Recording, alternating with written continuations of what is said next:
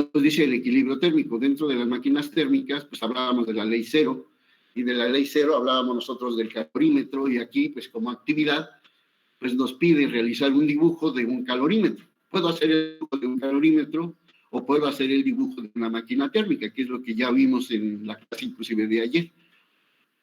Ahí está. Entonces puedo poner ahí un dibujo, lo pueden hacer ustedes en cuanto terminemos la actividad, y ya enviar el reporte con todo lo que tengamos por ahí. Si no recuerdan las partes de un calorímetro, pues lo podemos buscar en el internet para que vean la figura y hacer el dibujo. O si es necesario, pues copien el dibujo y me lo ponen ahí para que sea mucho más rápido. ¿Sale?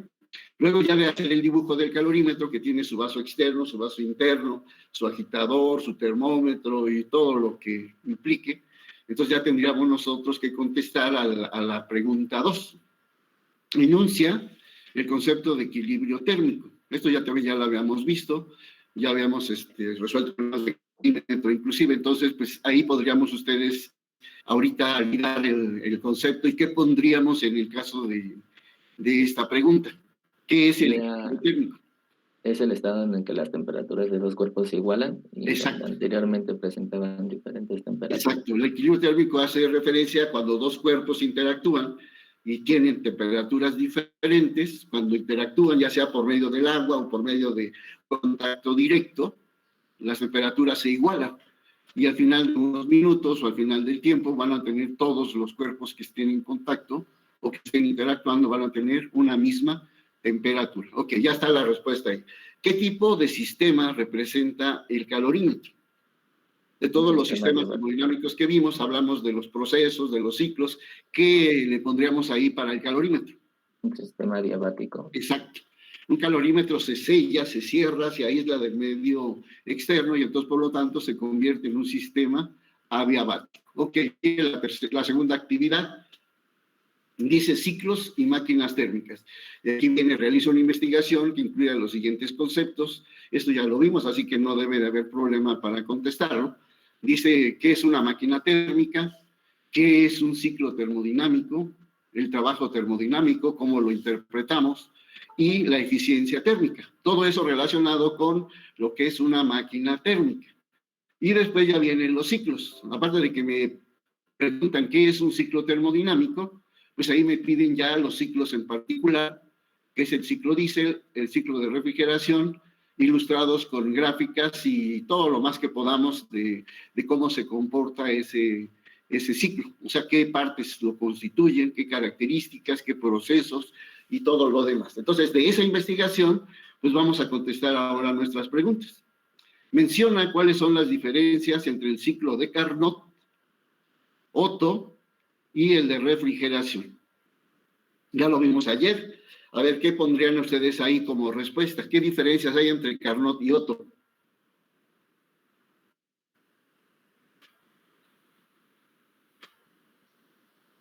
Que el de Carnot demuestra la eficiencia al 100% de una máquina térmica, mientras que el de Otto es el de un motor de combustión interna. Ok, que no tiene una eficiencia de 100%. Esa sería básicamente la diferencia. Uno explica la eficiencia de 100%, lo que es una máquina ideal, y el otro explica lo que es la eficiencia en una máquina real, que no es 100%. Ok, ahí está la diferencia entre Carnot y Otto. Y ahora la diferencia con el ciclo de refrigeración.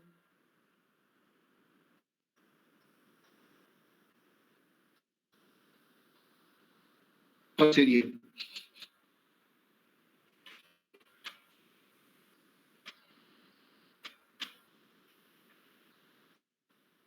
¿Qué es un proceso inverso? Exactamente, o sea, mientras las otras máquinas, Carnot y Otto, necesitan un suministro de calor, el de refrigeración no. Es el proceso inverso y aplica una temperatura baja para que esa sea la energía de entrada. Y lo que vamos a utilizar como consecuencia, pues es el proceso inverso a lo que hacía el ciclo de Carnot. Se va a enfriar, se va a transferir el calor de un cuerpo caliente hacia un cuerpo frío, y ese frío nos va a determinar pues la eficiencia de ese dispositivo, de un refrigerador en particular. ¿Ok? Luego viene ya como complemento para lo que es esta parte de las máquinas térmicas, pues la ley, ¿no? Que que las rige en cuanto a su comportamiento. Enuncia la segunda ley de la termodinámica. ¿Qué dice ese enunciado?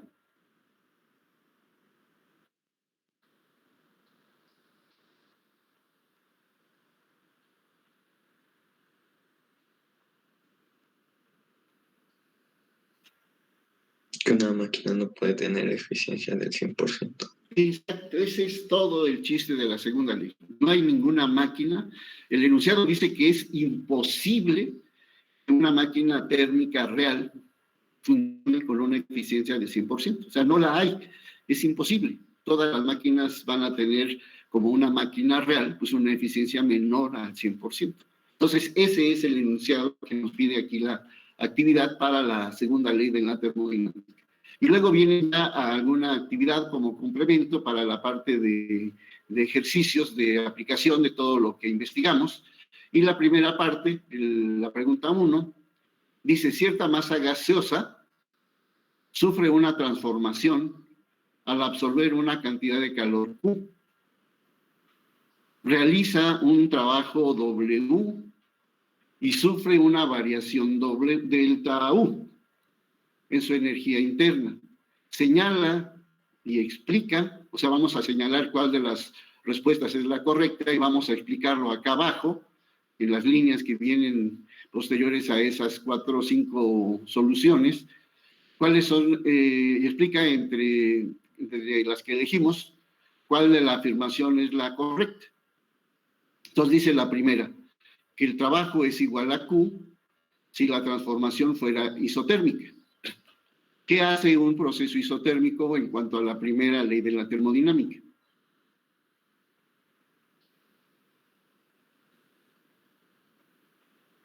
¿Qué significado le dan al isotérmico? Que la temperatura es constante. Ok, muy bien. Si la temperatura es constante, ¿qué variable afecta esa temperatura constante a las variables involucradas en la primera ley? Delta Q igual a delta U más delta W. ¿Cuál variable de ahí es afectada con una temperatura constante?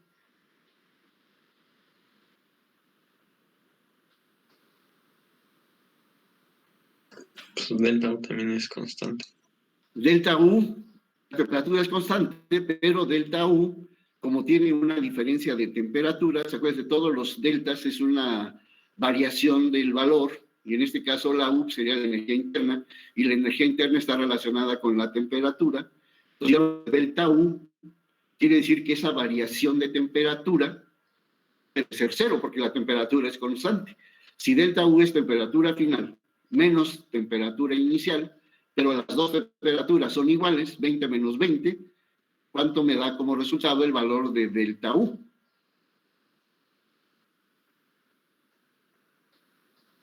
¿Cuánto valdría delta U en un sistema isotérmico? 0, ¿no? 0, exactamente, 0. Y entonces mi ecuación, como la habíamos mencionado, delta Q igual a delta U más delta W, se reduce. ¿Cómo me queda esa primera ley, considerando que delta U es igual a 0?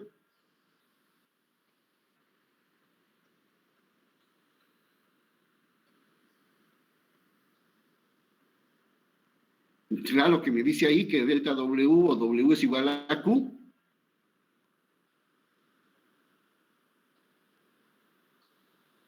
Sí, ¿no? Porque delta U es 0, entonces no aparece aquí en la ecuación y se reduce a delta Q igual a delta W. Eso es cierto, pero ahora el enunciado habla de que delta U ahí es 0. Dice, cierta masa sufre una transformación al absorber una cantidad de calor Q, absorbe calor, realiza un trabajo W y además tiene un cambio en la energía interna, delta U. No es 0, como dice aquí la respuesta del inciso A. Entonces la del inciso A es incorrecta, no puede ser, porque la energía interna no permanece constante, hay una variación en el proceso. Ahora vamos con la segunda respuesta. Dice entonces, delta U entonces es igual a Q.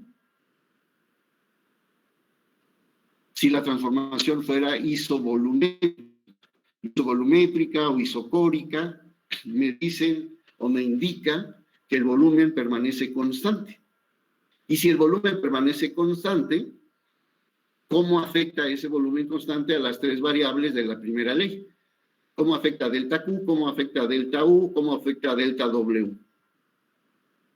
Si es isocórico o es isovolumétrico. ¿Qué pasa?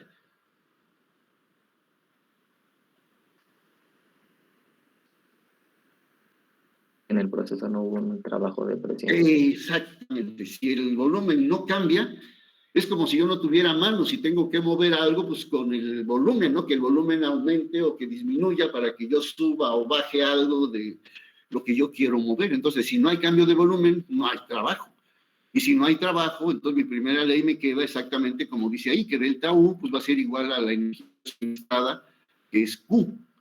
Pero eso no me lo dice el problema me dice que sí realiza trabajo.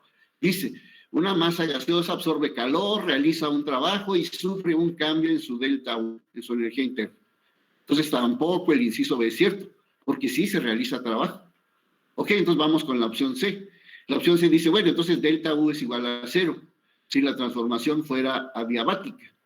Eso no puede ser, ¿no? No puede ser, exactamente. El adiabático me daría que Q sería 0, no delta U. ¿Ok? Entonces vamos con la siguiente. D. Dice Q debe ser mayor que W, si fuera una expansión isobárica.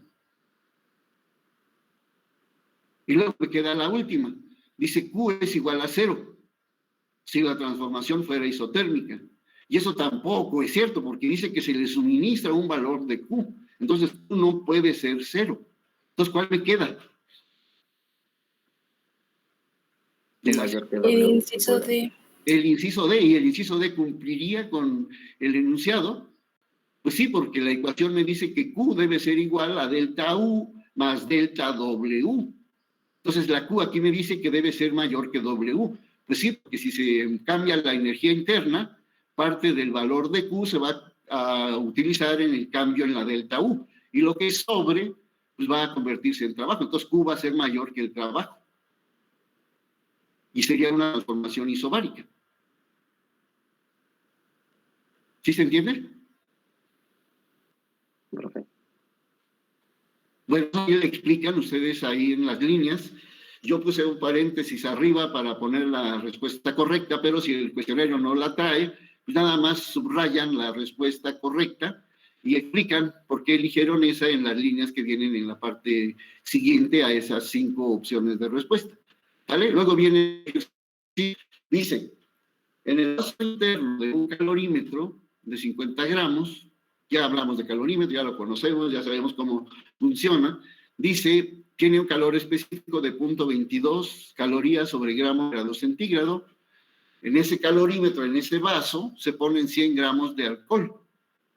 Y se verifica que el conjunto se encuentra a una temperatura de 8 grados. Es decir, el vaso, el alcohol, como están contenidos uno en el otro, pues tienen la misma temperatura. Es como un sistema. Ese sistema va a tener la temperatura constante para todos sus elementos.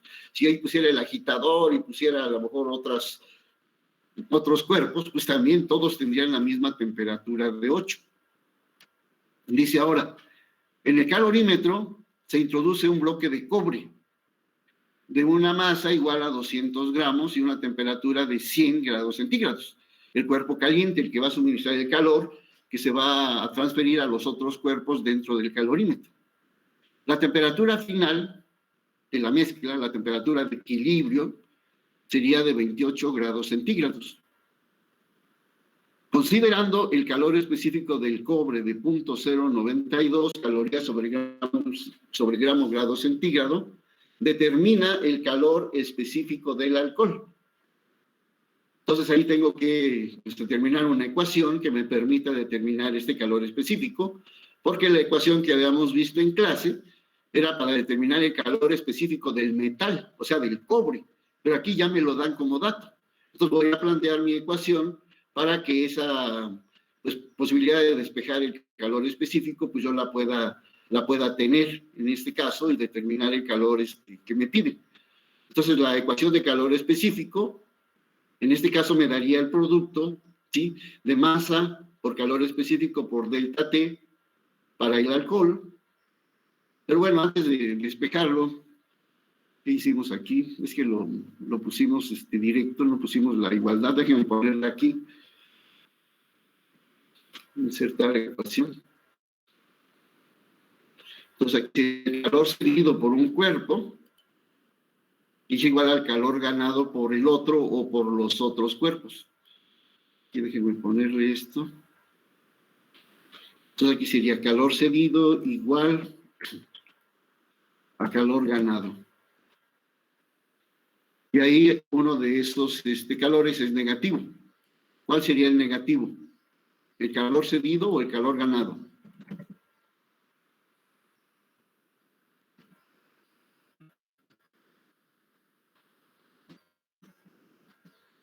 ¿Están ahí?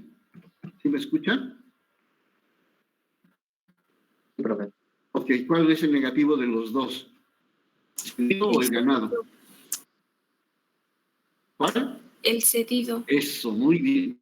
Acuérdense, este va a ser negativo, porque aquí en este calor cedido, pues la delta de temperatura, déjenme quitar esto, lo voy a pasar a otro lado, para poder poner la ecuación como debe de ser.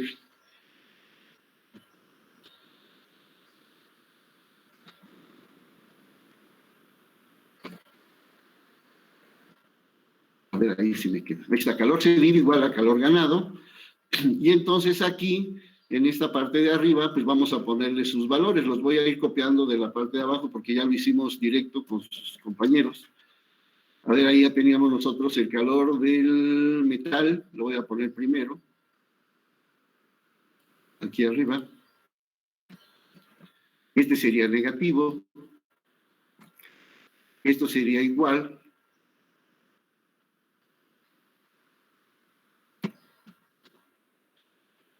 Me salió.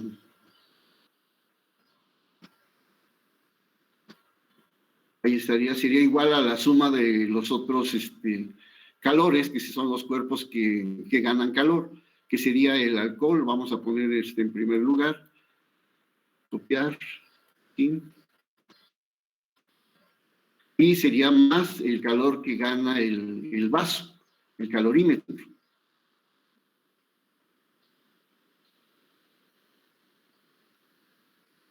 Ahí está. Entonces, el calor cedido por el metal, en este caso por el cobre, que sería déjenme separar un poquito más para que se note. Entonces ahí tenemos el calor cedido por el cobre, que sería ya con sus parámetros, con sus valores, más a calor específico delta T, sería igual al calor que gana el alcohol y el calorímetro, porque los dos están juntos, están en contacto directo y tienen una temperatura idéntica también, y menor a la del cobre. Entonces me quedaría esa como ecuación. Pero a mí el problema no me pide el calor específico del metal, me pide el calor específico del alcohol.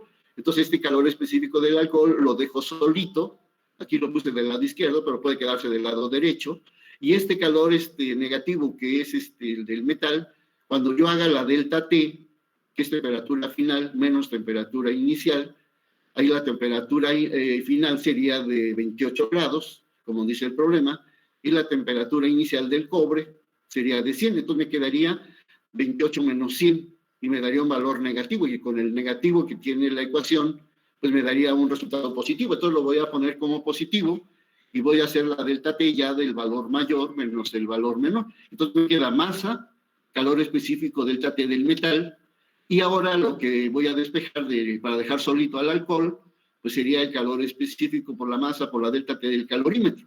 Entonces ahora me quedaría el metal menos el calor que absorbe el calorímetro, para que me dé el calor del alcohol. Y de aquí del calor del alcohol, pues despejo su calor específico.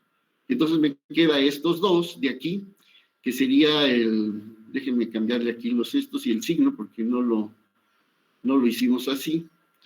Déjenme poner aquí el signo.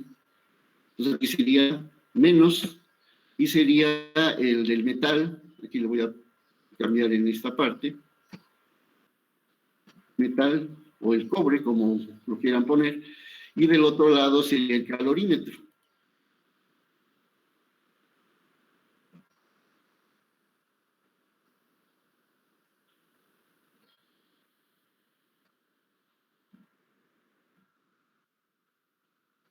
Calorímetro.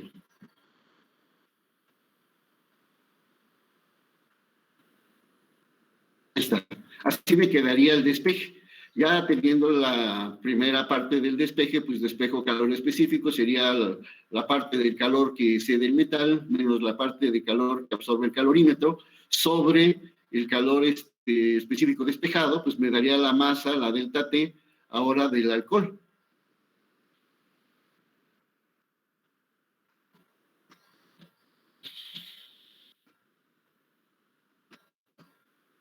Ahí está, esa sería mi ecuación, y ahora nada más tengo que poner los valores. Aquí pongo el calor específico del alcohol, sería la masa del metal, que me dice que es un cobre de 200 gramos, su calor específico es de 0.092, y la diferencia de temperaturas, ya con el cambio de signo, ahora sería la más alta menos la más baja, 100 menos 28, y aquí me queda menos.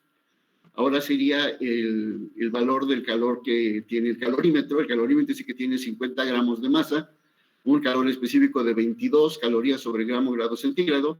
Y aquí la delta de temperatura, pues es la temperatura de equilibrio menos la temperatura inicial, que es de 8. Entonces sería 28 menos 8. Y en la parte de abajo, pues me queda que es la masa del alcohol, que dice que es de 100 gramos. Y pues la temperatura, que es la misma que la del vaso, 28 menos 8. Entonces ahí me queda ya un resultado. A ver, nada más chequenlo para ver si es correcto, porque no sé ahí qué hice. Nada más copié la ecuación de algún lado y la puse, pero no tiene los signos correctos. Entonces quiero ver si el resultado también es correcto. Me parece que sí, porque el calor específico del alcohol es 0.6 y 0.55, entonces está bien. Vamos a revisarlo de todas maneras. 200 por 0.092 por 100 menos 28 me daría 72 y me da 1324.8. Entonces sí está bien el resultado aquí, 1324.8. Hago la otra operación para que sea menos, y ahora sería 50, que es la masa, por 0.22, que es el calor específico, y por 28 menos 8 me daría 20, y serían 220 calorías. Ok, tenemos el resultado correcto. Sobre la parte de abajo, el denominador también me daría 20 por 100, pues me daría 2000. Entonces ya nada más haciendo la operación, ya me daría el resultado del calor específico, y que sería decimal en primer lugar, porque ya en algunos casos se habían equivocado y me habían puesto calores específicos muy grandes, de 1.5, a veces hasta de 450 y algo, y no puede ser un calor específico de esa magnitud, tiene que ser menor que 1. Ahí está, ese sería el resultado que me pide el problema para el calor específico del alcohol. ¿Sale? ¿Dudas?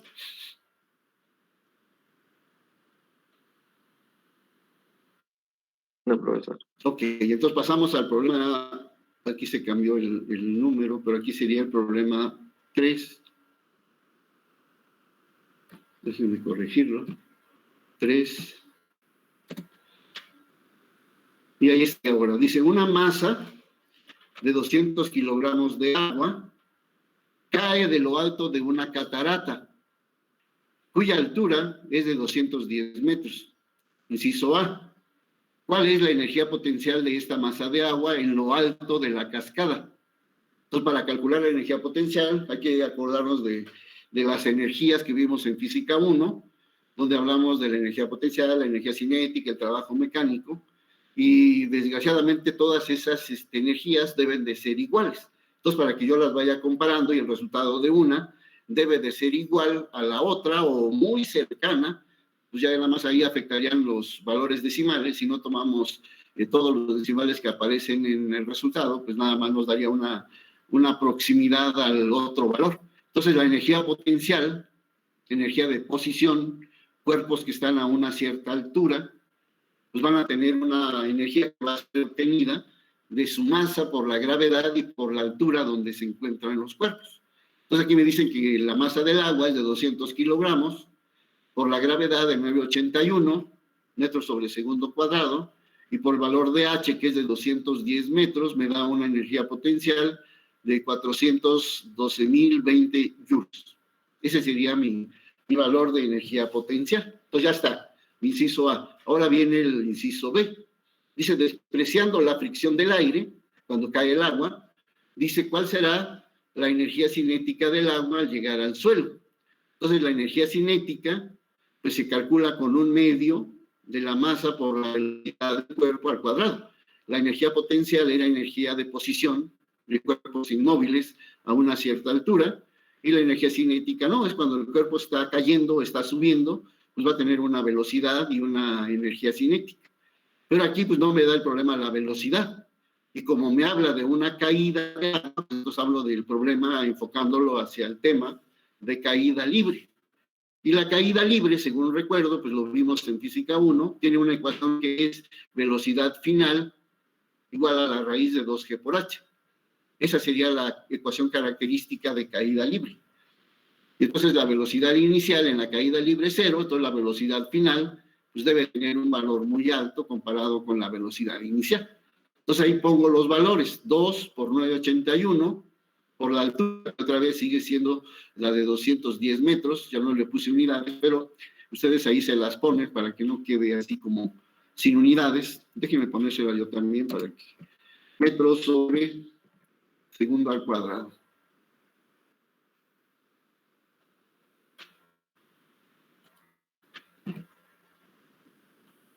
Ahí está. Y luego aquí serían 210 metros. Ahí estaría. Entonces los metros me darían metro cuadrado sobre segundo cuadrado. En raíz cuadrada, pues me daría metro sobre segundo. Y el producto, pues me da 4120.2 y la raíz de ese valor, pues me da 64.18.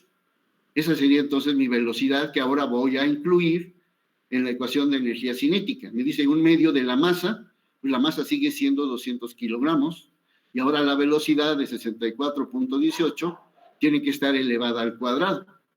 Entonces ahora haciendo el producto y dividiéndolo entre 2, que es el 1 medio, pues me da un resultado de 412.020, que es el mismo resultado que tengo yo de la energía potencial.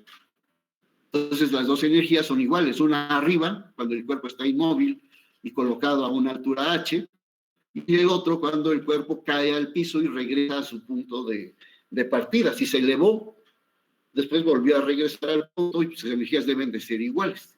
Esa sería entonces la respuesta al inciso B. Luego dice el inciso C. ¿Cuál es en calorías la cantidad de calor equivalente a esta energía cinética? Como la energía cinética está expresada en joules, pues ahora me piden que lo convierta a energía calorífica, donde la unidad pues es calorías. Entonces ahí les puse el equivalente mecánico, dice que una caloría es igual a 4.186 joules. Entonces, por lo tanto, Q hace la conversión de 412.020 joules, aplicando el factor de conversión, pongo joules abajo, calorías arriba, para que los joules se eliminen, y la división me da 98.428.09 calorías. Ya está mi respuesta y mi resultado para el inciso C. Ahora dice el inciso D.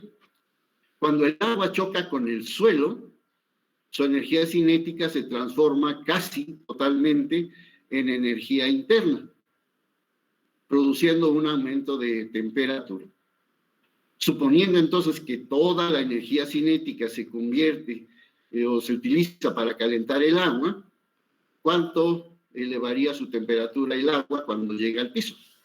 Entonces ahí aplico la ecuación de calor, otra vez, calor igual a masa por calor específico y por delta T. ¿Por qué delta T? Porque me piden ese valor aquí, ¿cuánto se elevaría la temperatura? Pues tengo que calcular delta T porque no me dan temperatura inicial ni temperatura final. Entonces la variación que tenga de la temperatura del agua, pues va a ser delta T. Entonces despejo de esa ecuación delta T y me queda Q sobre masa por calor. Entonces ahí tengo Q ya convertido en calorías, porque aquí el calor pues, va a estar en función del calor específico, y va a ser calor específico para el agua, pues es 1, y las unidades son calorías sobre gramo, grado centígrado. Entonces ahí voy a poner las unidades de calor en calorías, pero también tengo que poner a la masa en gramos. Y si mi masa es de 200 kilogramos, pues ¿cuántos gramos serán? Todavía algunos compañeros del grupo pasado pues no sabían cómo convertir todavía kilogramos a gramos. Y ya estamos casi terminando el curso, entonces ya no deben de tener esa duda. Serían 200.000 gramos. Exacto, exacto. Muy bien.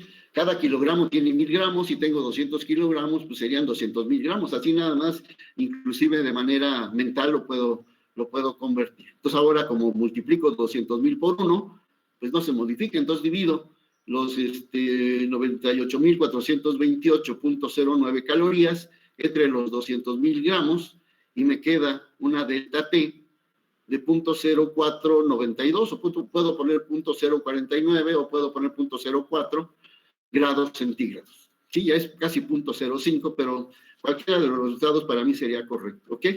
Y las unidades ahí pues se eliminan. Caloría con caloría se elimina, gramo con gramo se elimina, y el grado centígrado que está en un segundo denominador, pues pasa al numerador y me queda como unidad de ese resultado. Ese sería entonces el problema número 3. Y ya para terminar, pues iríamos al problema 4. Vamos a corregir el número nada más para que esté en orden. Y ahí dice el problema 4. Se suministró a un sistema gaseoso 5 por 10 a la 4 calorías. Y el sistema se expandió venciendo una presión externa constante de 7 por 10 a la 5 newtons sobre metro cuadrado. Durante el proceso, la energía interna no cambió, no varió. ¿Cuál fue el aumento de volumen del sistema? Están involucrados ahí dos procesos muy conocidos de los que ya vimos. Y si yo hablo de que a un sistema gaseoso se le suministró a un sistema un valor de 5 por 10 a la 4 calorías, ese valor sería delta Q, energía suministrada. Y la primera ley me daría que delta Q es igual a delta U más delta W. Pero dice venciendo la presión externa constante. Entonces, si la presión no va a cambiar, el proceso es isobárico. Y el proceso isobárico me dice que el trabajo realizado es igual a la presión constante por el cambio de volumen. Y ese cambio de volumen va a ser el trabajo. Entonces el trabajo se va a calcular con esa ecuación. Luego dice, durante el proceso la energía interna no varió. Entonces quiere decir que esa indicación pues me da que delta U como energía interna pues es 0, porque la temperatura no cambió. La delta U me indica dos temperaturas involucradas, temperatura final menos temperatura inicial. Y si las dos son iguales, pues la delta U va a ser igual a 0. Entonces ahora ya con esto, pues le aplico mi delta U en la primera ley y me queda que delta Q es igual a delta W. Entonces a mí me dicen que quieren el cambio de volumen, pues entonces despejo el cambio de volumen delta V y me queda como la presión entre delta W. Y ya sé que W pues es igual al valor de Q. Entonces dice que delta Q recibió 5 por 10 a la 4 calorías. Entonces ahí la tengo que convertir a joules para poderla como trabajo, porque el trabajo se mide generalmente en joules. O sea, aquí en el denominador ya de hecho el despeje, la presión pues no cambia, dice que es de 7 por 10 a la 5 newton sobre metro cuadrado, pero la delta W la tengo que pasar a joules. Entonces pongo los 5 por 10 a la 4 y lo multiplico por el equivalente mecánico del calor. Las calorías ahora van abajo y los joules van arriba, entonces me quedaría un producto de 5 por 10 a la 4 por 4.176 para que la unidad que me dé sea el joule. Pero el joule también tiene otras unidades equivalentes, y para que yo vea el análisis de las unidades en ese resultado, pues me conviene poner el joule como newton por metro. El trabajo es fuerza por distancia, la fuerza se mide en newtons y la distancia en metro, y si el trabajo se mide en joule, pues entonces va a ser equivalente al newton multiplicado por el metro, que es lo que pusimos aquí en este valor. Y ya haciendo la multiplicación me da 209.300 newtons metro. Entonces ahora si hago la división de 7 por 10 a la 5 entre 209.300, pues me da un resultado de 3.34 metros cúbicos. Entonces ahí tengo los newtons se eliminan y el metro cuadrado que queda en esta parte, en este caso con respecto al metro, pues el metro como tiene un segundo denominador, pues me daría como resultado, sí, el metro cúbico. este metro subiría arriba y me daría metro cúbico para la unidad de volumen. Entonces ahí estaría mi resultado, un valor de 3.34 o 3.344 o los 4 decimales, pero expresado en metros cúbicos como un cambio de volumen. ¿Sale? ¿Dudas, preguntas? Creo que eso es todo en esta actividad. ¿Sí se entendió? Sí, profe. Perfecto, muy bien. Pues vamos a cerrar esta parte. ¿Algo más que nos haya hecho falta? Creo que no, profe. Nada más yo tengo una duda. Es que ve que le comenté que nuestro equipo en la práctica 10 ya había subido esa actividad. Entonces, para el apartado que dice práctica 11, ¿volvemos a subir el archivo, pero nada más pues de esa parte, o ya no es necesario que se lo subamos? No, ya lo califiqué, por eso yo pensé que ya lo habían hecho todos, porque ya lo califiqué. Pero bueno, los que no lo hayan hecho, entonces pues me lo suben ya individual, nada más como práctica 11. Los que ya subieron las dos, ya está calificado. Ya en la próxima clase ¿qué sería? El jueves les doy a conocer las tareas que ya tengo calificadas para que también ahí se den cuenta si ya está calificado lo que me enviaron. ¿Sale? Para que no haya por ahí ningún reclamo. ¿Ok? Los que no la hayan enviado, entonces la tienen que enviar para que yo la pueda calificar, y ya de manera individual, para que no me manden otra vez la actividad 10 y la actividad 11 juntas, pues van a tener ahora que separarlas para que nada más me envíen la actividad número 11. ¿Sí? Tengo una duda. Ajá. ¿El problemario lo teníamos que subir con el cuestionario o va a subir una asignación aparte por el problemario? No, aparte, vamos a poner el problemario aparte. Si no lo he puesto, ahorita lo pongo. Pero sí, cada actividad ya si no se realizó en el momento en que se hizo, como la actividad 11, entonces sí la vamos a poner por separado. Y el problemario, pues sí va a ser los 5 problemas que ustedes elijan, y lo voy a poner entonces aparte. Creo que ya lo había puesto, pero déjenme validar en la plataforma. Déjenme dejar de compartir esto, creo que no me deja ver el otro. Y ahorita les digo si ya está.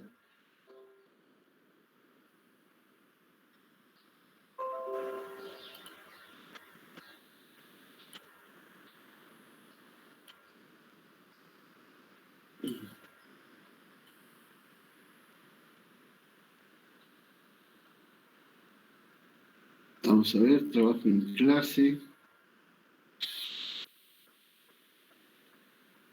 No, todavía no los subo.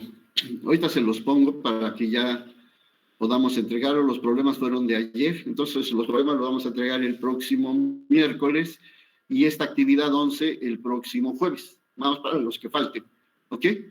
Ahorita los subo, nada más denme tiempo de terminar ahorita la clase para no perder más tiempo, porque ya nos estamos quedando un poquito en cuanto a los temas. Y ya nada más nos quedan 2 semanas para terminar y hacer el examen. Entonces vamos a continuar con la clase y ya después les subo, terminando la clase, el problemario. Sí, perdón, que pensé que ya lo había subido, pero no.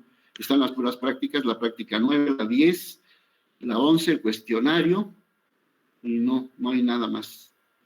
Ahorita les subo entonces el problemario. Gracias que me recordaron. Profe. No estaba, dime. Bueno, es que yo subí mis problemas junto al cuestionario. Entonces déjame revisarlo. ¿Cómo te llamas? Gutiérrez Montoya. Yo también subí los problemas con el cuestionario. ¿Problemas más cuestionario? Sí, profe. Ok, ¿sería Gutiérrez Montoya?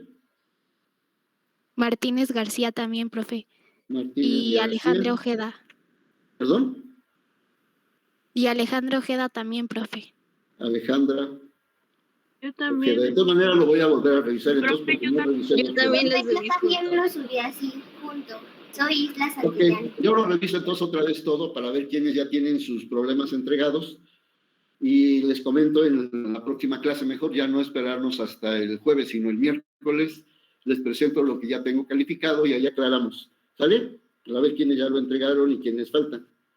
O profesor, también lo que también podría hacer es, para que no se haga tantas bolas, podría poner la asignación y ya solamente que lo vuelvan a subir. Ok, Porque si ya lo tienen hecho, como dice compañero, pues sí me ayudarían en esa parte para no pasar por alto a alguien. Si ya lo subieron, pues nada más sepárenlo, pongan la pura actividad que vamos a poner ya separadas, y yo nada más ya ahí reviso que ya lo tengan y me ahorro pues estar volviéndoles a pedir alguna cosa. ¿Sale? Vale, Sí. profe, gracias. Aquí quedamos entonces. Déjenme regresar entonces a la presentación para ver ahora la parte que íbamos a ver el día de hoy. Y vamos a tratar de, yo creo que ya nos va a dar tiempo de ver la práctica. La práctica la vamos a juntar con la que sigue, que es la de sonido, que son prácticas muy cortitas, pero pues ya con la parte teórica que veamos hoy vamos a ver entonces las dos partes, ondas y sonido, para ya la próxima clase nada más ver la pura práctica de los dos temas. Y así nos ahorramos una clase. Sí, para no tener dos prácticas juntas, vamos a hacerla en una sola sesión. Y ya en la otra, si nos sobra tiempo, pues ya podríamos revisar más problemas, más dudas o lo que haga falta. ¿Ok?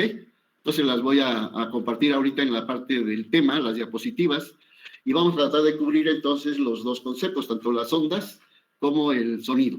Déjenme buscar aquí el archivo para explicar ahora esta parte teórica que vamos a iniciar con el tema de sonido.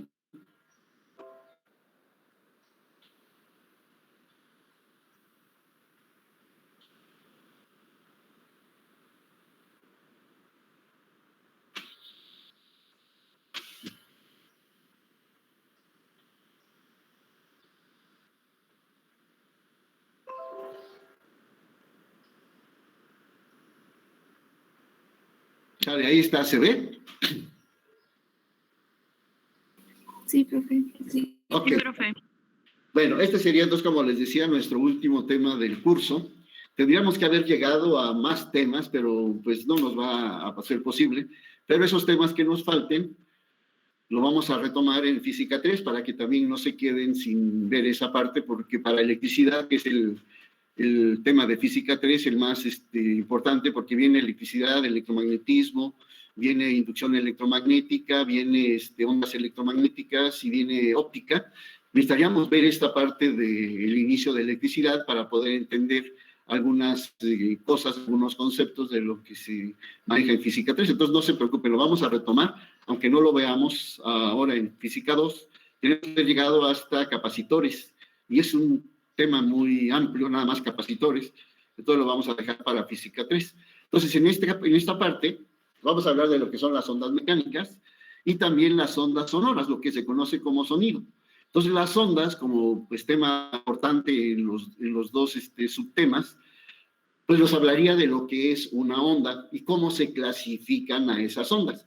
Las ondas, como las conocemos, pues, son las ondas en una cuerda, las ondas en el agua, las ondas que podemos nosotros a lo mejor en alguna otra forma, en el aire o en alguna representación que nosotros podamos tener de ese concepto. Entonces, las ondas, dice que una onda en particular es una perturbación. Una perturbación es como un pulso, como dicen, un toque que yo le doy a un medio elástico o a un medio físico para que ese medio se altere. O sea, yo estoy así tranquilo, así sentado, a lo mejor durmiendo ya de no hacer nada, y de pronto llega alguien y pues, me dan un empujón. Esa sería la perturbación. Yo a mí me empujan y entonces mi cuerpo pues, se va hacia adelante, o se va hacia atrás, o hacia el lado, o hacia donde me empujen. Esa reacción de mi cuerpo a esa perturbación es lo que se conoce como una onda. Entonces ahí le puse, una onda es una perturbación producida sobre un medio elástico. Yo perturbo a ese medio elástico porque el medio está, si fuera una cuerda de guitarra, está la guitarra colgada ahí en la pared, pero no produce ninguna vibración. Entonces, cuando yo quiero que esa guitarra suene, pues le tengo que pasar el dedo en las cuerdas y ahí se queda el sonido un cierto tiempo. Entonces, yo estoy produciendo la perturbación en estas cuerdas al pasar mi dedo por cada una de ellas o en una de ellas en particular. Entonces, esa es la perturbación, porque en el cuestionario van a preguntar cuál es la diferencia entre una onda y una perturbación. Entonces, la perturbación es el efecto, ¿sí?, que voy a producir en un medio elástico, y la onda es la consecuencia, ¿sí?, lo que yo voy a obtener al producir esa perturbación en ese medio elástico. Y generalmente las ondas, en este caso, pues van a hablar de un medio por donde la onda pueda propagarse, ¿no? Si yo veo una onda como una onda senoidal en una cuerda, Cuando yo pongo la cuerda en una puerta, la amarro en un extremo y el otro lo muevo de arriba hacia abajo, pues voy a producir ondas en esa cuerda que van a ir en esa dirección hacia la puerta donde está el extremo atado, para que la onda pues pueda ir y regresar. Cuando la onda choca en la puerta, pues se produce una reflexión de la onda. Pero ahorita lo vamos a explicar más adelante. Entonces la onda y la perturbación pues son muy similares. Uno es el efecto y el otro es la causa. Dice, entonces esa perturbación produce vibraciones en todas las partículas del medio. Si el medio fuera el aire, cuando yo hablo así ahorita como estamos dando la clase, pues yo me pongo la mano enfrente de la, como pues, mi palma de la mano siente como el aire pega en mi mano cuando yo hablo. Entonces quiere decir que yo estoy produciendo ondas en el aire que hace que el aire se propague hasta un punto determinado. Si yo hablo y aquí me voy, no sé, aquí a la colonia cercana, no me va a escuchar porque el aire no va a llegar con esa perturbación hasta ese punto. Se va a ir perdiendo y finalmente allá en la otra colonia ni en cuenta de que yo estoy hablando. Pero si yo estoy aquí cerca, en el salón, en el laboratorio, en mi casa, pues todos me van a estar escuchando porque están lógicamente cerca y la onda va a llegar hasta esas personas. Entonces la vibración de las partículas del medio pues va a hacer que la onda se propague, que me escuchen, ya sea música, ruidos o cualquier cosa, yo la puedo escuchar cuando oiga que algo se cayó allá arriba, oiga, fíjense, allá se cayó el florero, se cayó no sé, el cenicero, lo que yo tenga por ahí arriba, pues fíjense, porque ya se escuchó un ruido, y ese ruido me indica que algo pasó allá en ese lugar. Entonces dicen, por lo que observamos físicamente, ondas que se propagan a través de dicho medio, en forma de ondas transversales o longitudinales. Entonces, en este caso, la clasificación de las ondas me daría dos grupos generales de ondas. Las ondas mecánicas y del otro lado, ahí como aparece en la figura, ondas electromagnéticas. Ahora, ¿cuál es la diferencia entre unas y otras? Entonces, las ondas mecánicas, como están ahí en la figura, pues requieren de un medio, un resorte, una cuerda, el aire, el agua, algo para que esas ondas mecánicas puedan viajar de un punto a otro. Si no hay medio físico, no hay onda. Es decir, si yo me estuviera ahorita, ya viniera aquí mi familia, ya me ponen una campana de vidrio sobre mí, pues ya mi voz ya no se escucharía, estaría hablando, pero ya los de afuera ya no me escucharían. Ya el aire no saldría de esa campana, o de esa parte transparente, plástica o dura que sería el sólido, pero pues, lógicamente si no existe la salida de las ondas, pues, el sonido no se propagaría. Y vamos a hacer un experimento de este tipo con una campana de vacío y una fuente musical, un celular o algo que esté produciendo ruido, para ver si el ruido o la música se escucha fuera de la campana de vacío. Y esa sería la forma de comprobar que las ondas en el vacío no se pueden propagar, solo se propagan si hay un medio físico. Aquí en la Tierra, pues tendríamos el aire y el sonido, pues se puede propagar hasta donde yo pueda, por la intensidad que tenga esa onda, para que llegue lo más lejos posible. Pero las otras ondas, que son las ondas electromagnéticas, y de estas vamos a hablar en Física 3, todo lo que quieran, desde la onda más pequeña hasta la onda más grande, frecuencia, longitudes de onda, energía, todo lo que quieran, vamos a hablar de las ondas electromagnéticas. Esas ondas tienen la capacidad de viajar a través del vacío. Es decir, yo me voy en un viaje espacial, me voy a Marte, ahora que están investigando allá, que dice que ya llegaron y van a poner una estación ahí en Marte para investigar de qué está hecho, si hay atmósfera, si se puede pues, colonizar allí ese planeta. Entonces yo me voy a Marte y de ahí, ¿saben qué? Les doy la clase desde Marte. Oiga, pero ¿cómo? Si no hay aire, ¿cómo nos va a mandar la información hasta acá? Pues entonces utilizo las ondas electromagnéticas. Y esas las producen, claro, circuitos electrónicos para que, como las estaciones de radio, las estaciones de televisión, los celulares y todo lo que usamos de manera común para las ondas electromagnéticas, pues nos permitan precisamente mandar información de aquí a Chiapas, de aquí a Estados Unidos o aquí a la Luna. Y esas ondas van a llegar sin ningún problema. Entonces, las ondas mecánicas requieren de un medio y las ondas electromagnéticas pues, pueden viajar a través del vacío. Claro, pueden viajar a través de cualquier medio también, porque aquí en la atmósfera, en el aire que nos rodea, pues por ahí también llegan las ondas electromagnéticas. Hay lugares que dicen que pues no tienen esa capacidad y entonces ahí las ondas electromagnéticas no pueden llegar. Y esas características que nos da pues la hidrografía, orografía de México, pues nos dice que hay lugares donde por la misma montaña, los valles que hay, pues la parte donde vive la persona está abajo y las ondas electromagnéticas pues pasan, pero pasan por arriba, ¿no? De la montaña o de ese lugar y no llegan las ondas electromagnéticas hasta abajo. Entonces esa podría ser una situación muy particular. No es porque las ondas no puedan llegar, sino por la ubicación exacta de donde nosotros nos encontramos y que hay lugares donde no se escucha el radio ni la televisión. A esa zona le llaman, por ejemplo, en Nayarit hay una zona que se conoce como la zona del silencio. Ahí no se escucha el radio, pero sí se escucha a las personas cuando hablan entre ellas. Entonces quiere decir que ahí el sonido sí se propaga. Lo que no llegan son las ondas electromagnéticas. Muchos dicen, no sé si sea cierto, que en esos lugares donde las ondas no llegan es porque hay otro efecto. Hay yacimientos minerales que tienen como propiedades magnéticas y entonces el campo magnético que rodea a ese pueblo pues impide también que las ondas puedan penetrar a otro campo magnético, porque las ondas electromagnéticas tienen una onda eléctrica, que es la parte roja, y una onda magnética, que es la parte azul. Entonces, si tienen una onda magnética y quiere pasar a través de otra onda magnética, pues ya los efectos que conocemos en los imanes, pues dice que los polos iguales pues se repelen, no dejan que se acerque. Y eso pasaría con las ondas, que la onda no pueda pasar a través de ese espacio porque ahí hay otro campo que lo impide. Entonces ahí tendríamos las dos ondas comunes o las dos ondas clasificadas de manera general a como las podemos nosotros encontrar. Y ahora de lo que vamos a ver, pues vamos a hablar principalmente de las ondas mecánicas. Entonces las ondas mecánicas que se producen en un medio físico, pues van a ser también de dos tipos. Van a ser las ondas transversales y las ondas longitudinales. Entonces dice ahí, una onda mecánica pues, es aquella que requiere de un medio físico para propagarse, como las ondas sonoras, las ondas en una cuerda, las ondas en el agua. Si yo dejo caer una piedra en el agua, en un lago, en una tina o en una cacerola, pues yo veo que cuando cae ese cuerpo, que es la perturbación, pues se genera una serie de ondas que se van propagando por la superficie del agua. Entonces ahí tendríamos un medio físico.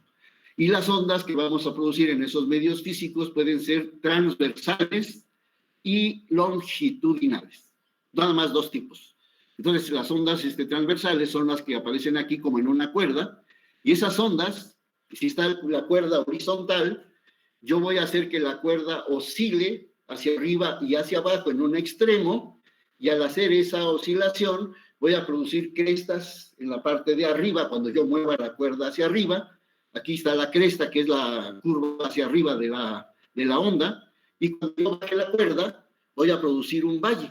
El valle es la parte baja de la onda, y entonces tenemos ya la onda transversal. Entonces, la oscilación en una onda transversal es vertical, ¿sí? De arriba hacia abajo, y esa oscilación vertical va a hacer que la onda se propague horizontalmente, que vaya de esta pared que tengo aquí atrás hacia la pared de enfrente. Entonces, mientras oscila perpendicularmente a la propagación, pues yo voy a estar formando ondas transversales. Y ahorita vamos a hablar de las partes de esa onda transversal, que son la cresta, el valle, la longitud de onda, la frecuencia, el periodo, todo eso, porque lo vamos a comparar con una onda longitudinal.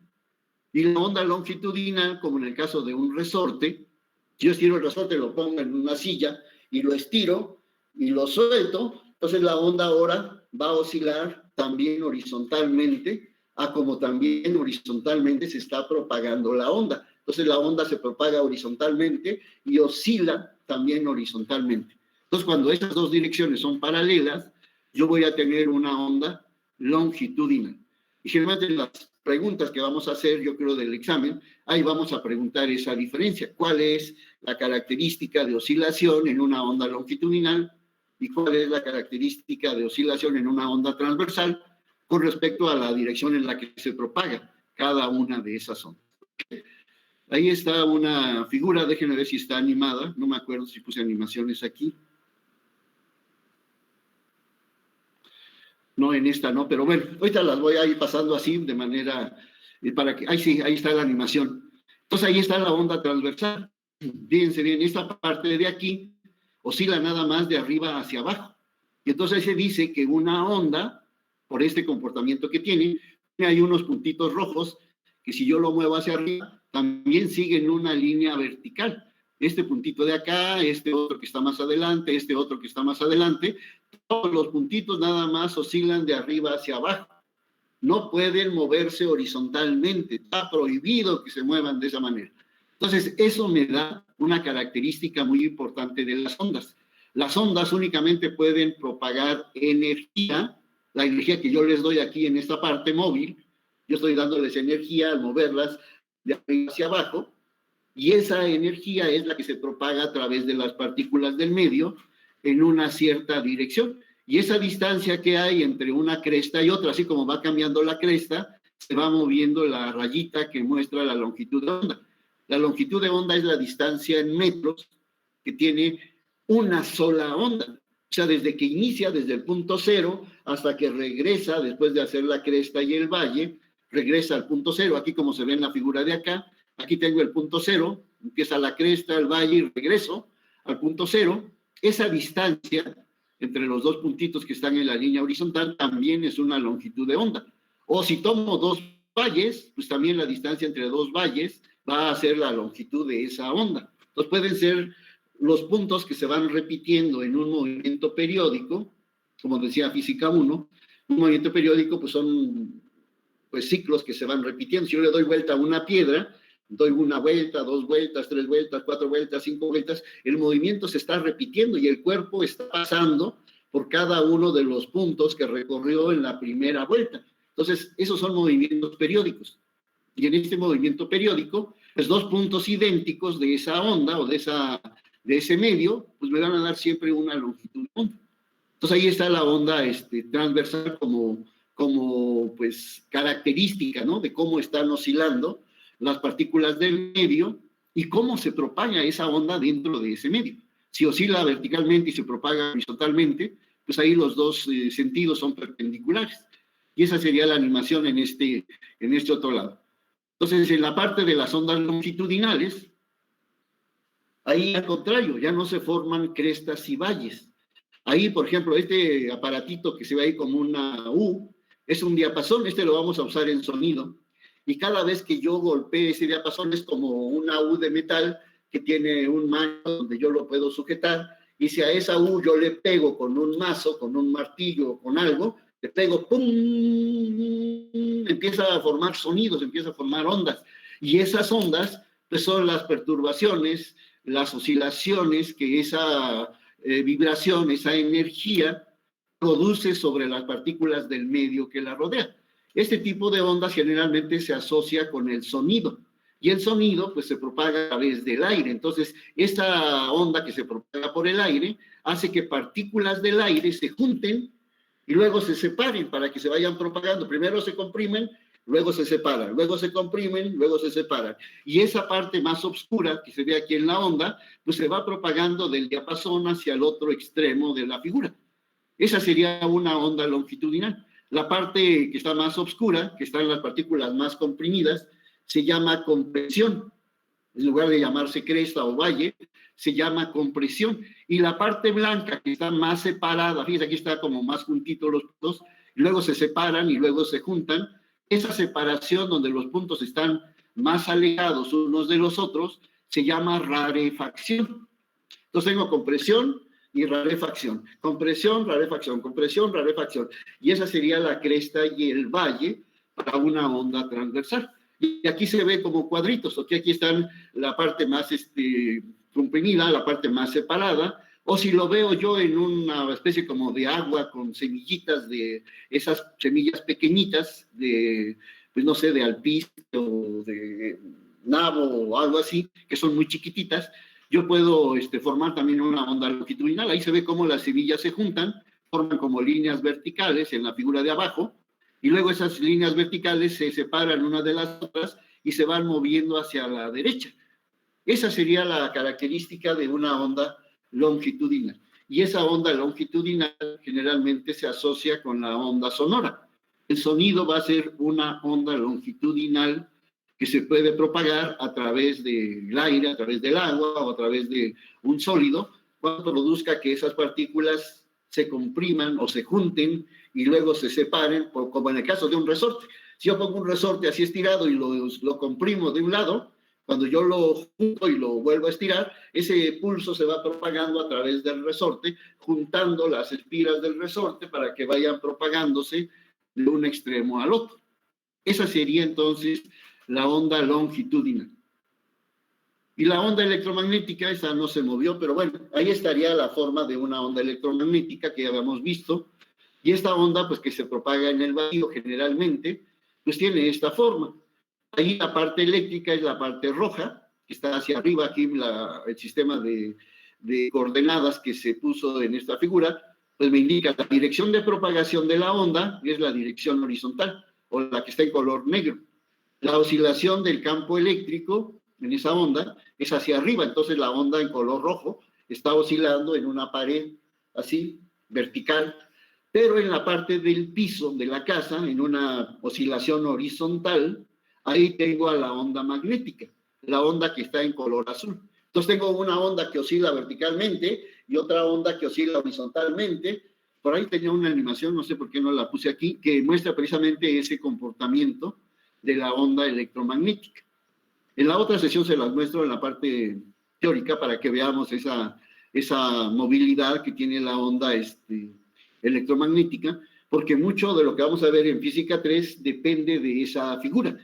O sea, la onda electromagnética puede viajar a través del vacío, porque no requiere de un medio, porque además la onda electromagnética al oscilar, al aparecer la onda eléctrica, la variación que tiene los valores de la onda en el campo eléctrico, que van de 0 a un valor máximo a 0, a un valor mínimo a 0, a un valor máximo a 0, a un valor mínimo, que son las crestas y los valles, esa variación del campo eléctrico, dentro de lo que vemos en física 3, esa misma oscilación genera un campo magnético, o sea, la corriente eléctrica genera un campo magnético, pero siempre y cuando las partículas del campo eléctrico estén oscilando. Si las cargas de una corriente no se mueven, no hay campo magnético. Entonces también esa otra parte la vamos a ver ya en física 3 para ver cómo es que se genera una onda electromagnética, cómo se producen, qué es lo que hacen para que existan esas ondas en el espacio, ¿ok?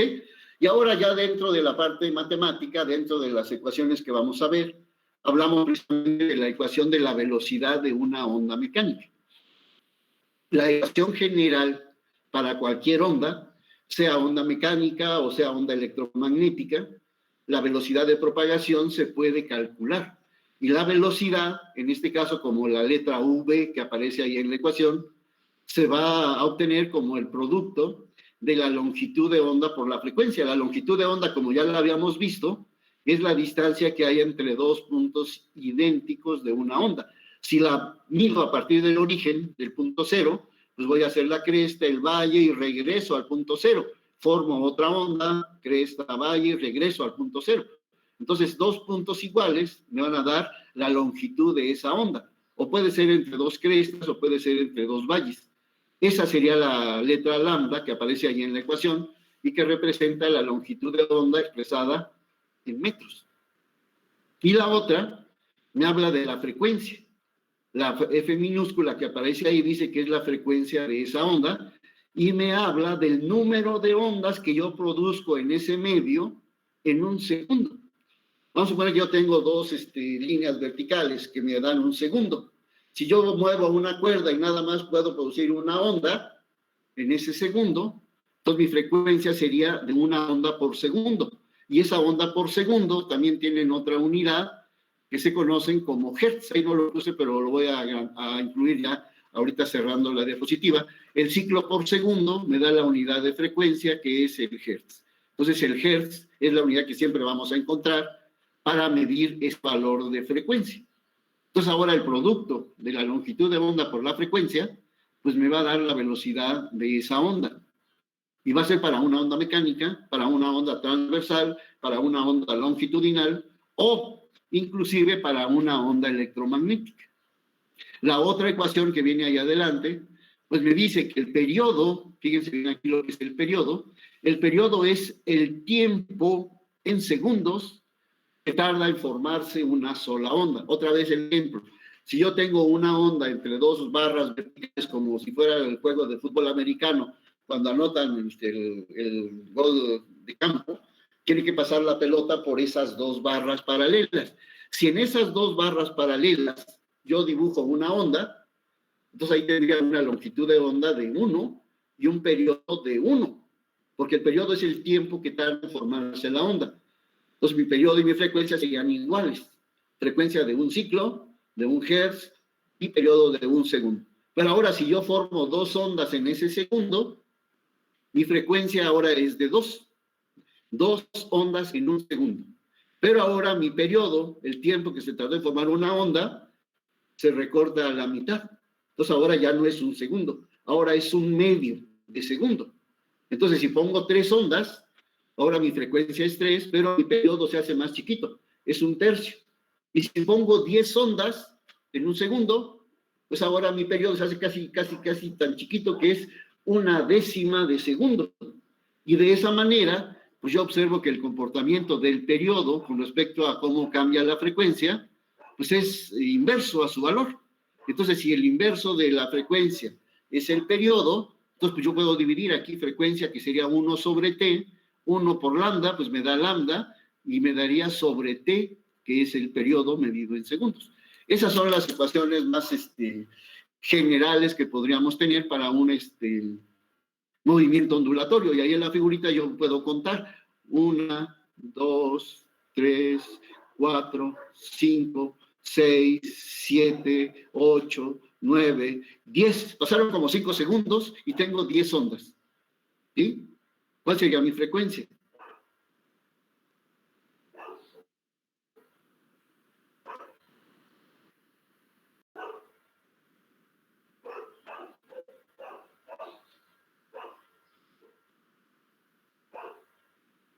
Chicos, ¿me escuchan? Profesor, sí lo seguimos escuchando. Ok. Si yo tengo 10, ¿cuántos dije? 10 ondas 10. en un tiempo de 5 segundos, ¿cuánto sería el valor de mi frecuencia? Dice que la frecuencia son ondas por segundo. Entonces, si tengo 10 ondas y tengo 5 segundos, 10 entre 5, 2. Esa sería mi frecuencia en este tipo de movimiento. Y eso es lo que vamos a hacer en la parte práctica, medir el número de ondas en un cierto tiempo, para que con eso calculemos la frecuencia, para que con eso midamos con una regla la distancia entre dos crestas y que tengamos nosotros la longitud de onda. ¿Para qué? Para que yo pueda calcular de manera práctica la velocidad de esas ondas. Esa sería una forma. Ahora vamos a ver la siguiente. Bueno, todavía faltan, déjenme ver si por aquí viene, aquí está. La velocidad en una cuerda tiene una ecuación muy característica y lo vamos a ver también en la práctica. Les voy a pasar un video para que veamos el concepto de interferencia de ondas. Cuando una onda viaja en un mismo medio, o sea, tengo una cuerda y en lugar de que la cuerda esté atada como aparece aquí en la figura, que esté amarrada aquí a un árbol o a una pared o a algún lado, y del otro lado esta niña, esta persona, pueda mover la cuerda para producir la onda. Si yo tengo 2 personas, una en cada extremo de la cuerda, y las 2 mueven a la onda al mismo tiempo, y una manda una cresta hacia la izquierda y la otra una cresta hacia la derecha, como es un mismo medio, pues las crestas se van a juntar en un momento dado en la cuerda, y lo que van a dar como consecuencia es lo que se conoce como interferencia de ondas. Y la interferencia de ondas puede ser constructiva o puede ser destructiva. Quiere decir que si yo tengo 2 crestas y se juntan, pues me va a dar como resultado una cresta grandotota, como en el caso de los tsunamis y de todo lo que pasa ahí en el mar. Cuando llueve y hay tormentas allá, pues las olas crecen porque se van sumando las amplitudes de cada una de las ondas que chocan allá en el mar. Y la interferencia destructiva, pues me daría que si yo tengo una cresta y ahora, en lugar de mandar otra cresta en el otro extremo, mando un valle, entonces cuando la cresta llega y el valle llega y se interfieren, pues la onda desaparece. Si las amplitudes son iguales, yo tengo más 10 y menos 10, la onda desaparece, se anula, y la onda se ve como una cuerda en posición horizontal. Ya que pase la interferencia, aparece otra la cresta, aparece otro el valle, y sigue propagándose con las amplitudes individuales que tiene cada una de esas ondas. Entonces, esa parte de la interferencia la vamos a ver ahorita en las diapositivas que ya pasé, pero quería comentarles de la velocidad en una cuerda. Entonces, cuando yo tengo esa cuerda, el grosor del material que yo quiera, y hay cuerdas de plástico para, por ejemplo, tender la ropa, hay cuerdas como de, no sé, de metales más duros. Hay algunos videos que muestran ahora a los que se ejercitan allá en los gimnasios, que mueven cuerdas así de un diámetro bastante grande, que las mueven hacia arriba y hacia abajo para hacer ejercicio, para tener una musculatura ahí muy remarcada. Entonces va a depender del tipo de material y de la masa que tiene esa cuerda. Entonces, cuando yo hablo de la velocidad de una onda en ese tipo de cuerdas, pues van a intervenir primero su masa, la longitud de esa cuerda y la fuerza que yo le voy a aplicar a la cuerda para poder moverla y hacer que una onda se produzca y se propague en esa cuerda. Entonces, le digo que es muy característica esta ecuación porque me habla de lo que es la velocidad de propagación, V como la raíz cuadrada de la fuerza que yo le aplique a la cuerda sobre su densidad lineal de masa. Esta letra griega mu, aquí la puse abajo, me habla de qué masa o qué cantidad de masa tiene por cada unidad de longitud esa cuerda. Y a esa constante se le llama densidad lineal de masa.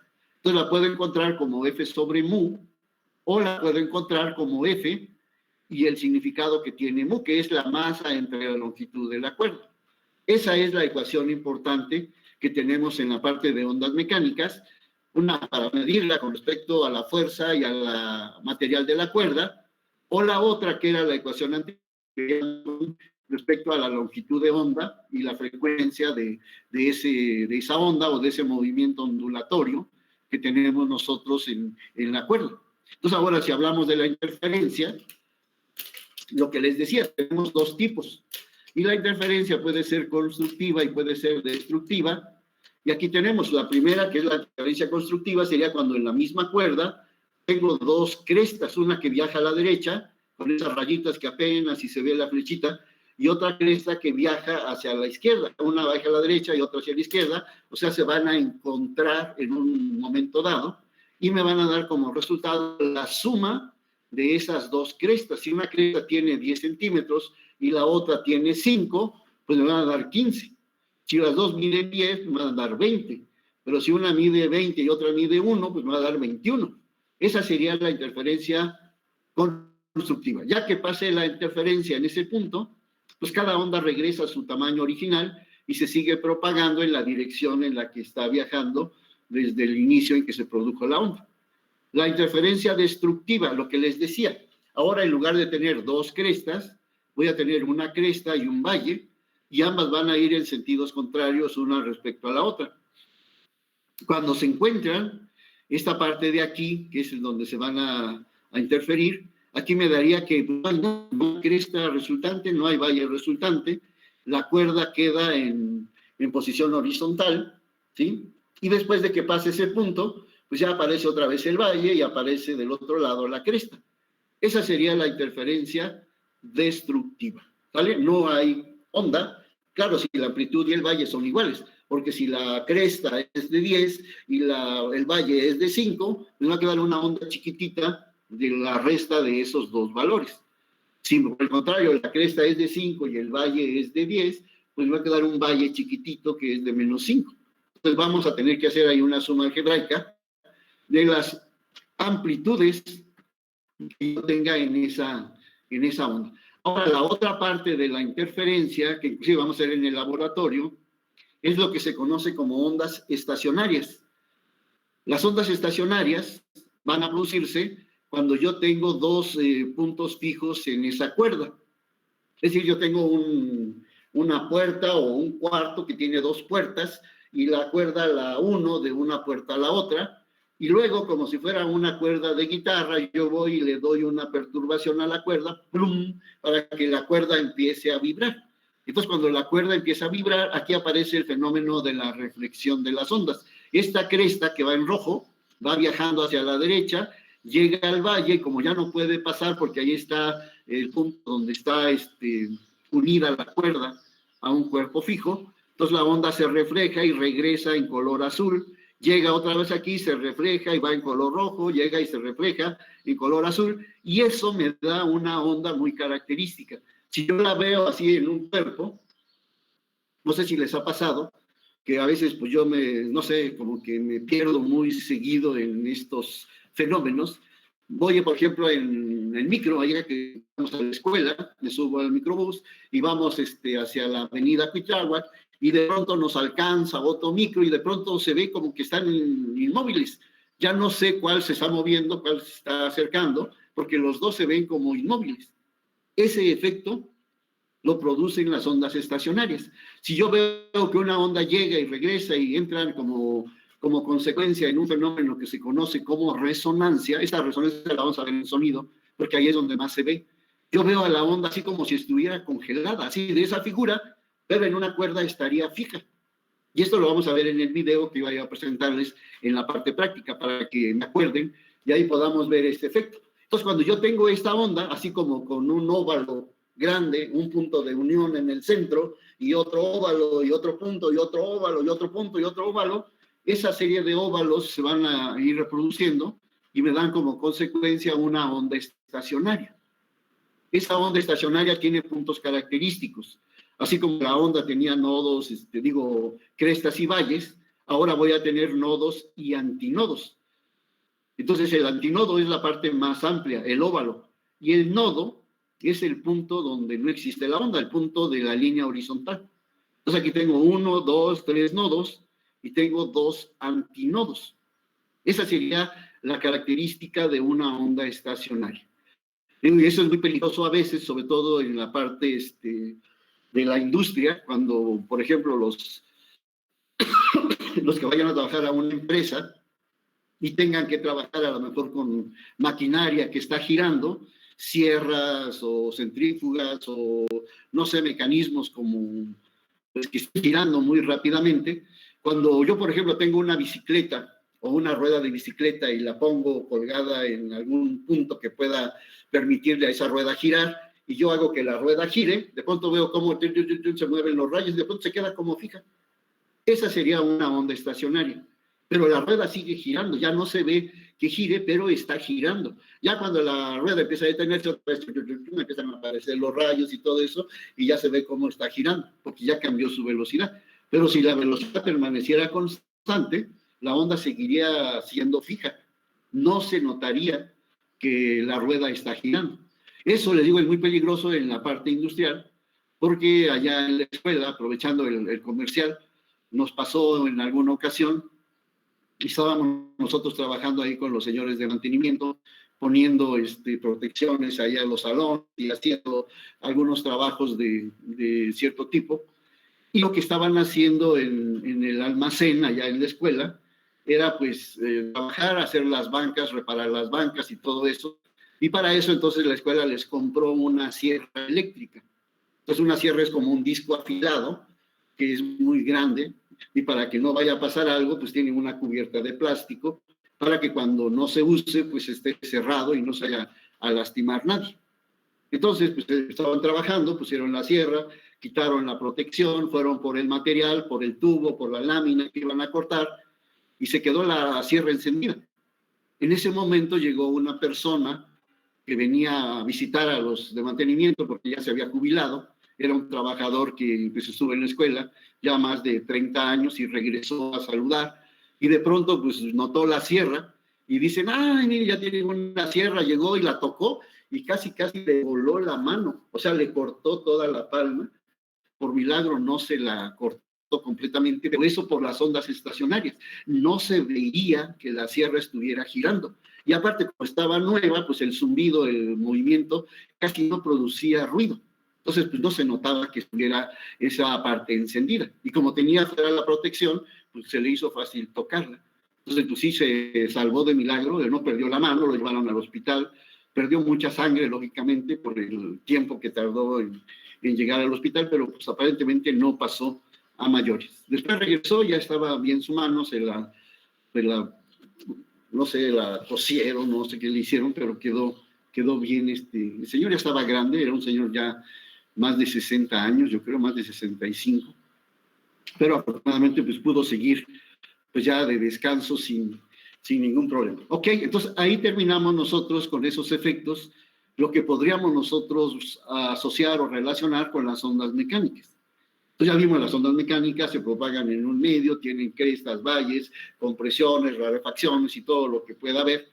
Y ahora lo que nos toca ver es el tema de sonido, lo que serían ondas sonoras, porque las ondas siguen siendo ondas, pueden ser ondas luminosas, pueden ser ondas caloríficas, pueden ser ondas eléctricas, pueden ser ondas sonoras.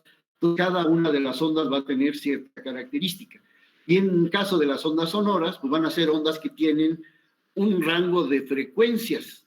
Para que yo las pueda escuchar, para que mi oído las pueda escuchar, deben de tener una frecuencia que va de los 20 Hz, o sea, 20 ondas por segundo, a los 20.000 Hz. Parece un valor muy grande, pero lo podemos percibir, es un sonido muy agudo, muy molesto, pero se sigue escuchando. Entonces nosotros como sonido tenemos ese rango que podemos percibir. Y ahí está nuestro oído en la parte de abajo, o sea, la parte que como funciona nuestro oído, pues tiene varios nombrecitos. Tenemos ahí el yunque, el martillo, tenemos nosotros el estribo, la trompa de Eustaquio, y bueno, no alcanzo a leer todas, pero está muy chiquita. Pero ese oído es la membrana que tenemos nosotros que va a vibrar cuando recibimos las ondas sonoras. Entonces ahí está el diapasón, otra vez hablando de sonido. Este diapasón va a vibrar y va a producir compresiones y rarefacciones en el aire que van a ser recibidas por el oído de esta persona. Entonces cuando las ondas llegan ahí, como les decía de la bocina va a empezar a vibrar, nuestro oído es una bocina, va a empezar a vibrar, y esas vibraciones las vamos a llevar por ahí, por la trompa de Eustaquio, hacia una parte donde el cerebro las va a reproducir como sonidos. Que es el cerebro, es una maravilla, puede interpretar ondas de luz, ondas de sonido, ondas de calor, o todo lo que le mandemos. La computadora que tenemos allá adentro pues nos ayuda a interpretar qué es lo que estamos haciendo, lo que estamos recibiendo, o en dónde nos encontramos en alguna situación riesgosa de mucho peligro para nuestro organismo. Entonces ahí está la bocina, el oído humano, y cómo es que nosotros vamos a interpretar ahora las ondas sonoras. Entonces las ondas sonoras son ondas mecánicas longitudinales que son capaces de estimular a nuestro sentido del oído. Si no estamos en ese rango de frecuencias, no las voy a escuchar. Es decir, el que me hablen, que no escuché nada. Aunque me digan, oye, es que cuidado porque viene un sonido muy intenso, no lo voy a escuchar. Entonces tenemos nosotros sonidos, tenemos ultrasonidos, infrasonidos, pero los únicos que podemos escuchar son los sonidos tal cual, o sea, el sonido audible. Ya el infrasonido tendría una frecuencia más baja y el ultrasonido frecuencias más altas de lo que nosotros podemos escuchar. Ahora, dentro de las ecuaciones de velocidad del sonido, pues la vamos a representar en función al medio por donde se va a propagar ese sonido. Se puede propagar en el sólido, en el aire o en los gases, no importa, se puede propagar a través de cualquier medio, pero un medio físico. Lo único que no puede hacer el sonido es propagarse a través del vacío. Y entonces aquí tenemos nosotros las ecuaciones. La velocidad del sonido depende del medio elástico en el que se propaga. Viaja más rápido en los sólidos y más lento en los gases. Entonces, para un alambre, un sólido que sea de esa forma, de un alambre o de una barra sería como una barra metálica alargada. Entonces, esa velocidad de propagación tiene como ecuación a la raíz cuadrada de la Y. Y la Y, si se acuerdan, lo vimos en propiedades de la materia, es el módulo de Young. O sea, qué tan elástico es un sólido para que pueda vibrar y para que pueda propagar el sonido a través de él. Entonces, como en el sólido las partículas están muy juntas, Si una partícula vibra, pues le va a pegar a las demás y va a propagarse longitudinalmente a través del sólido. No tiene el sólido que formar una cresta y un valle, porque yo para doblar un sólido, pues no podría. Inclusive tendría que ser con una máquina para que pueda tener esa ondulación que caracteriza a la onda transversal. Entonces, en un sólido, el sólido va a propagar el sonido de manera longitudinal por los choques que tengan sus partículas internas. Así como el calor se propaga en los sólidos por conducción, le doy calor a las primeras partículas, las partículas vibran, le pegan a las partículas que están cercanas y las otras a las que siguen, y de esa manera se va propagando el calor. Entonces, de esa misma manera se propaga el sonido. Y ahí tenemos entonces como ecuación al módulo de Young sobre o dividido por la densidad que tiene ese cuerpo. Acuérdense, los sólidos son los más densos que tenemos, luego siguen los líquidos y luego al final pues, los gases, que son los menos densos, por el volumen que tenemos en cada uno de esos estados de la materia. Ahora dice, en sólidos extendidos. ¿Qué sería un sólido extendido? Sería como una placa, una ventana o algo que tenga un grosor muy pequeño y que tenga una dimensión área pues, bastante conocida. Entonces, en ese caso, en las láminas metálicas o del material que estén hechas, la onda se va a propagar con una velocidad dada por esta ecuación. Ahí aparece el módulo volumétrico, que es la letra B, y esta letra volumétrica pues, nos habla precisamente de la superficie y de la energía que tiene la onda en ese medio. Pero también aparece el módulo de corte. El módulo de corte, a diferencia del módulo de Young, actúa de manera tangencial a la superficie de los cuerpos. Entonces, en una superficie, les iba a presentar un experimento que hacen con azúcar o con semilla así de algún tipo que sea muy fina. Le ponen a lo mejor, no sé, pimienta o sal, azúcar, a una placa, y esa placa le ponen cerca a una bocina de música, así a un volumen alto, para que la lámina vibre al recibir las ondas de ese sonido. Y entonces lo que se ve en estas láminas al vibrar es que el azúcar se va acumulando en ciertas partes, en otras no, y lo chistoso de estas figuras es que forman imágenes, y esas imágenes son características de la frecuencia con la que está recibiendo ese sonido. Es decir, si hablamos de un violín, o hablamos de una guitarra, o hablamos de un tambor, pues tienen frecuencias diferentes, y entonces esa frecuencia va a formar figuras diferentes en esa lámina, y con esa azúcar que le pusimos para formar la imagen. Es una cosa muy curiosa, lo vamos a ver ahí en el laboratorio, la próxima clase, para ver esas figuras y explicar a lo mejor de qué manera se produce.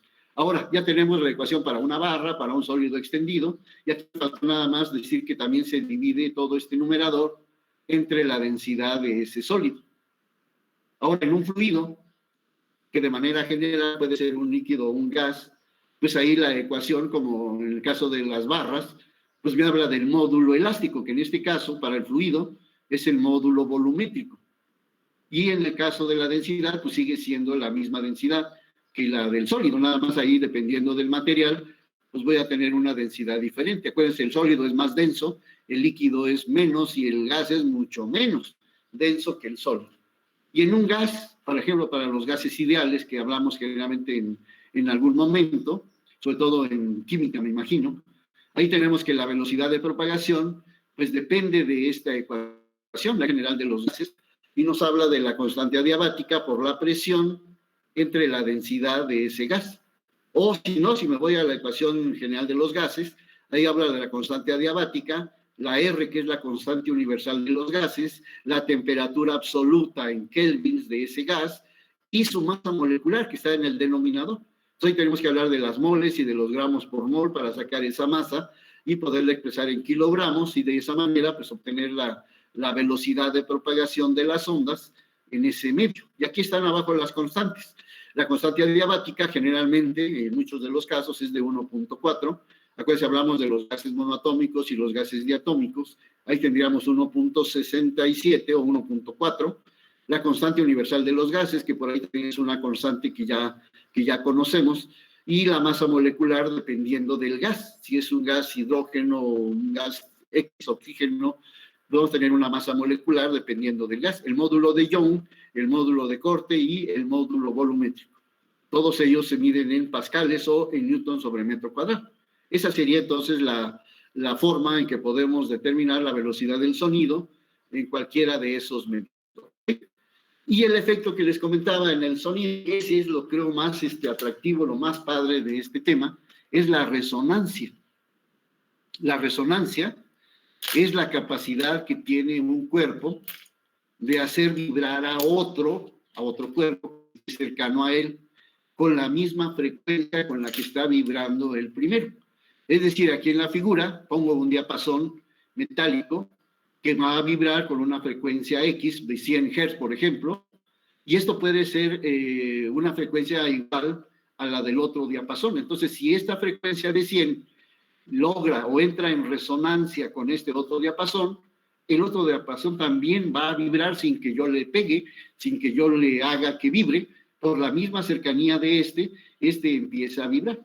No sé si han dado cuenta, aquí me pasa muy seguido, yo vivo o duermo aquí en un segundo piso, entonces cuando algún vecino por aquí pues tiene fiesta, ponen el sonido o la música a todo lo que da, y entonces el sonido cuando llega aquí a la casa pues hace que las ventanas vibren,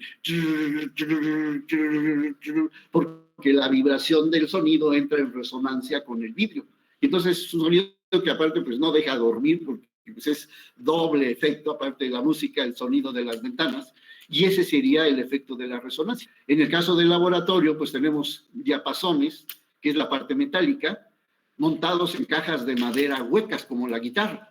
Por eso la guitarra se oye muy padre, porque es una figura de madera que tiene aire en su interior, y entonces cuando esa caja de madera tiene un diapasón en su parte superior, y ese diapasón vibra, entonces la caja entra en resonancia con el diapasón, y por la parte abierta que tiene la caja, aquí se ve un hueco en la parte de izquierda y derecha de las cajas, por esa parte hueca sale la onda, llega al otro diapasón y hace que la caja vibre, y que también el diapasón vibre con la misma frecuencia con la que está vibrando el primero. Eso es un efecto muy padre porque nos da la característica de los instrumentos musicales como los conocemos. El piano, la marimba, el violín, la guitarra, el tambor, la trompeta, no sé, todo lo que conozcan ustedes de instrumentos tiene esa frecuencia de resonancia. Y a veces los sonidos son muy característicos, muy particulares de un instrumento. La guitarra creo yo que es el que más bonito se oye. A mí me gustaba tocar la guitarra hace muchos años, ya se me olvidó, ya no me acuerdo de muchas cosas, pero pues ahí de vez en cuando tocamos la guitarra todavía, y cuando toca la guitarra hasta se escucha así bien padre, ¿no? Todas las cuerdas vibran, se acomodan, se superponen los sonidos, y está muy padre. Pero el violín, cuando lo tocas hasta a veces hasta molesta, ¿no? De si no lo sabes tocar, pues se oye ahí espantoso, ¿no? Y es un sonido muy molesto. Pero entre el violín y la guitarra, pues lo más importante pues son las frecuencias de cada uno de esos sonidos, las longitudes de onda y la longitud de onda característica de cada uno de esos sonidos. Cuando yo hablo precisamente de las características del sonido, tengo que hacer referencia a esas frecuencias. Y entonces aquí volvemos a remarcar, el sonido audible o el rango audible que tenemos en nuestro oído, pues dice que el sonido audible, como lo conocemos, son ondas sonoras que escuchamos de un rango de frecuencias de 20 en la frecuencia más pequeña. Es decir, cuando yo me voy de pinta antes en mi época de joven, que no llegaba a mi casa por irme a los bailes, a las fiestas, pues ya llegaba yo en la madrugada, y para que no me escucharan, pues caminaba uno de puntitas en el piso, quitaba los zapatos y todo, y a veces ese es el sonido más bajo que yo puedo escuchar en mi oído, y corresponde en una frecuencia de 20 Hz. Ya si me voy a un extremo y me voy allá al aeropuerto a ver cómo vuelan los aviones y me escucho las turbinas ahí a todo lo que dan, ay, hasta me molesta. Todas las personas que trabajan en aeropuertos usan unas protecciones en sus oídos, que son como unos audífonos que pues impiden que escuchen esa intensidad del sonido. Entonces esa frecuencia ya es molesta, pero es la frecuencia máxima que nosotros podemos escuchar. 20.000 Hz. Si yo rebaso ese límite en mi oído y no me protejo, no me cubro, mi oído se puede dañar, se puede romper, la membrana que vibra se rompe como una hoja de papel y entonces mi oído empieza a sangrar.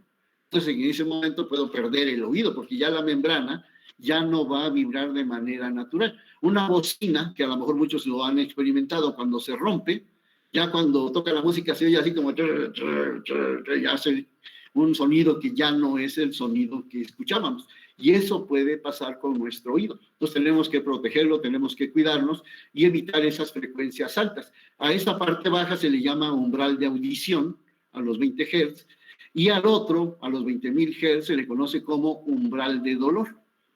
Ya es peligroso, ya nos va a causar algún daño. Ahora, si yo bajo de los 20 Hz, que es el umbral de audición, y hablo del infrasonido.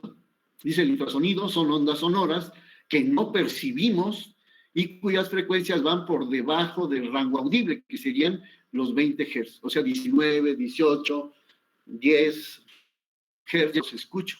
Pero hay animalitos o hay otras situaciones donde sí los pueden escuchar. Ahora viene el ultrasonido, la otra parte, al contrario. Si la frecuencia rebasa los 20.000 Hz, frecuencias muy altas, hablamos del ultrasonido. Dice que son ondas que no percibimos, pero cuyas frecuencias van por arriba de los 20.000 Hz, que es el rango audible. Y ahí en la figura, pues les puse más o menos algunas imágenes que nos hablan. Por ejemplo, los delfines pueden escuchar frecuencias de los 160.000 Hz, por ahí aparecen ultrasonidos. Y tenemos infrasonidos. No puedo hacer la imagen más grande aquí, creo que no, en la presentación, pero ahí estaríamos hablando, parece que es un elefante, ya no alcanzo a distinguir bien, pero esos serían los que escuchan los infrasonidos. Los gatos y los perros escuchan sonidos, pues también que son bajos, pero están muy cercanos al rango audible. Pueden escuchar los sonidos audibles hasta los 40.000 Hz, pero van por debajo del sonido que nosotros escuchamos.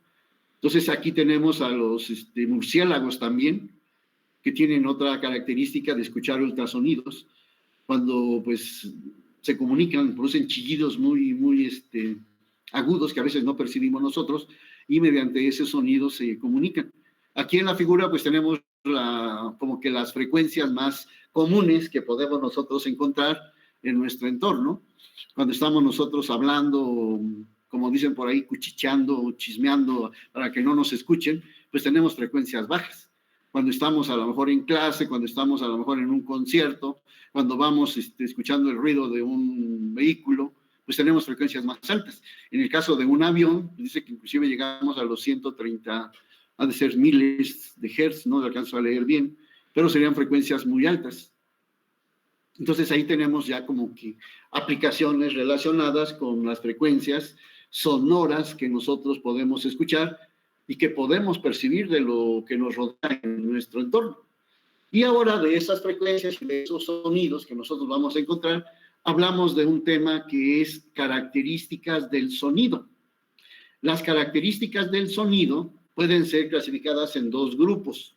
O sea, las características físicas, objetivas del sonido, y la otra parte, el otro grupo, que sería como la parte cualitativa del sonido. O sea, son características subjetivas del sonido, que no son reales. Yo percibo el sonido con una cierta característica dependiendo de mi oído. Los que ya no escuchamos, que, ay, ¿qué?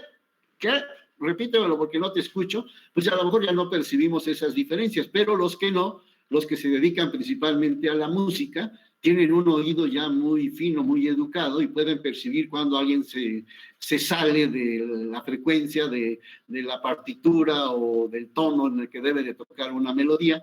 Dicen, abusado, te saliste, ahí no es do, es un re, y ya lo pueden percibir sin necesidad de que lo vuelvan a repetir. Entonces, esas características nos llevan a la parte medible, a la parte física de una onda, y de la primera característica objetiva, medible, de un sonido, hablamos de la intensidad. La intensidad del sonido me dice qué tan fuerte o qué tan débil escuchamos a un sonido. Y esa intensidad pues depende básicamente de la amplitud de una onda. La amplitud de la onda, como aparece aquí en la figura, tenemos el tamaño de la cresta o el tamaño del valle. Ahí tengo dos ondas en la figura, una onda chiquita que tiene una amplitud más pequeña y otra onda que tiene una amplitud mucho más grande. Entonces, entre mayor amplitud tenga, pues voy a tener un sonido más intenso. Aquí en esta otra parte, en la figura de arriba, que dice sonido intenso, está en color azul, pues la cresta es más grande.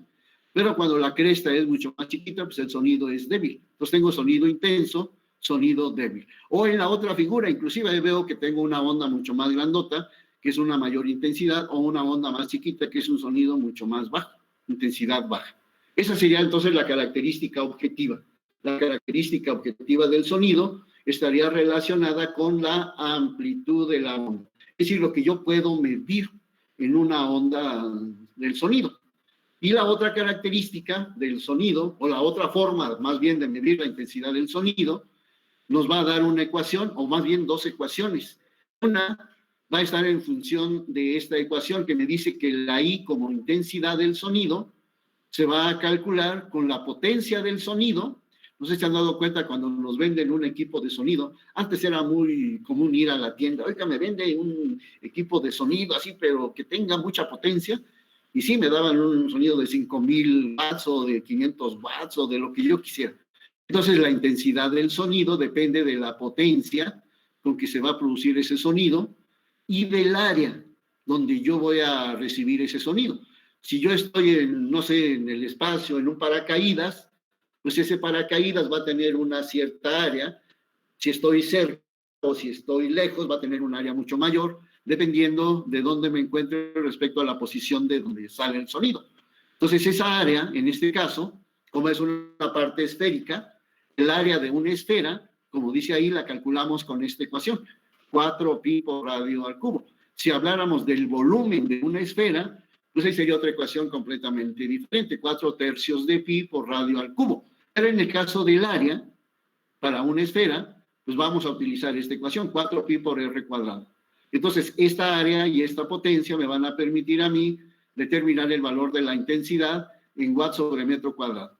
Pero puedo utilizar otra ecuación, una ecuación logarítmica donde voy a utilizar los umbrales de audición y los umbrales de dolor que van a estar expresados como un valor exponencial. Entonces, yo voy a tener una intensidad para la intensidad mínima que yo puedo escuchar, que era el umbral de audición, de un valor de 10 a la menos 10 microwatts, o sea, no el watt, sino microwatts, 10 a la menos 6 watts, entre centímetro cuadrado, que sería 10 a la menos 4 metro cuadrado. Entonces, eso me da como resultado 10 a la menos 6 y 10 a la menos 4 me da 10 a la menos 10 microwatts sobre centímetro cuadrado. Pero si ahora el watt lo convierto a watts, lo voy a poner como otro 10 a la menos 6 y me va a quedar 10 a la menos 16 watts sobre metro cuadrado, que ese es lo más común que vamos a encontrar. Si lo encuentro en watts sobre metro cuadrado, entonces sería, le quito un menos 4 y me quedaría 10 a la menos 12 watts sobre metro cuadrado. Es un buen juego nada más de exponentes, pero vamos a tomar en cuenta este 10 a la menos 16 como la frecuencia I0, que es la que va a aparecer como referencia en las ecuaciones que vamos a ver a continuación. Ya se nos está acabando el tiempo, voy a hablar para ver hasta dónde llegamos. La intensidad máxima, que es la del umbral de dolor que yo puedo escuchar, son de 100 microwatts sobre centímetro cuadrado, lo que en watts sobre centímetro cuadrado me daría 10 a la menos 4. Esas serían las dos referencias, el umbral de audición y el umbral de dolor, para las intensidades del sonido en esta unidad, en watts sobre centímetro cuadrado. ¿Ok? Y la ecuación que les decía que es para la intensidad del sonido, ahora la va a medir en decibeles.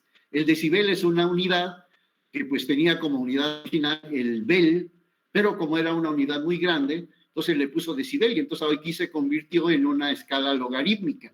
Y entonces la escala logarítmica me dice que la intensidad del sonido en esta unidad, ¿sí?, en beles, me daría el logaritmo de la comparación de esas dos intensidades, la intensidad máxima y la intensidad mínima que yo puedo escuchar. Y eso estaría expresado en la unidad que sería bel, o en el plural que le puse ahí como beles. O la puedo pasar a decibeles, entonces le pongo 10 veces el logaritmo de esa relación de intensidades y lo que voy a obtener en consecuencia es un resultado expresado en otra unidad, que es la que más se utiliza, que es el decibel o decibeles. Y entonces ahí están las intensidades de sonidos en decibeles o en... sí, en decibeles nada más, pensé que tenía veles, pero no.